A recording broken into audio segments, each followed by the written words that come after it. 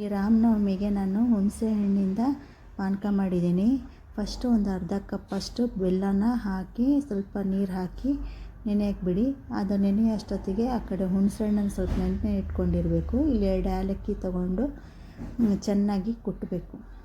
ಕುಟ್ಟಿದ್ಮೇಲೆ ಒಣ ಶುಂಠಿ ಅದನ್ನು ಪೌಡ್ರಾದರೂ ಹಾಕ್ಬೋದು, ಇಲ್ಲಾಂದರೆ ಒಣ ಶುಂಠಿ ಕುಟ್ಟಬೇಕು. ಇವಾಗ ನಾನು ಒಂದು ಸ್ವಲ್ಪ ಇದು ಪಚ್ಚಕರ್ಪೂರ ಅದನ್ನು ಹಾಕಿ ಕುಟ್ಟಿದ್ದೀನಿ. ಕುಟ್ಟಿಬಿಟ್ಟು ಇದು ಕರ್ಪೂರ ಹಾಕೋದ್ರಿಂದ ಅದ್ರ ಘಮ ಚೆನ್ನಾಗಿರುತ್ತೆ. ಆಮೇಲೆ ಹುಣಸೆ ಹಣ್ಣನ್ನು ಚೆನ್ನಾಗಿ ಕಿವುಚಿಬಿಟ್ಟು ಅದಕ್ಕೆ ಹಾಕಬೇಕು. ಅದಕ್ಕೆ ಹಾಕಿ ಮಿಕ್ಸ್ ಮಾಡಿ 2 ಗ್ಲಾಸಷ್ಟು ನೀರು ಹಾಕಿ ಮಿಕ್ಸ್ ಮಾಡಿ. ಇವಾಗ 1 ಟೀ ಸ್ಪೂನಷ್ಟು ಇಲ್ಲಿ ಗಸಗಸೆ ಹಾಕಿದ್ದೀನಿ. ಇದು ಗಸಗಸೆ ನಮ್ಮ ದೇಹಕ್ಕೆ ತಂಪೂ ಆಗುತ್ತೆ, ಆಮೇಲೆ ನಿದ್ದೆನೂ ಚೆನ್ನಾಗಿ ಬರುತ್ತೆ. ದಿನ ಗಸಗಸೆ ಯೂಸ್ ಆಗೋದಿಲ್ಲ, ಅದಕ್ಕೆ ಯಾವಾಗಾದರೂ ಒಂದು ಸರಿ ಹಿಂಗೆ ಮಾಡಿಕೊಂಡು ಪಾನಕದಲ್ಲಿ ಹಾಕ್ಕೊಂಡು ಕುಡಿಬೋದು.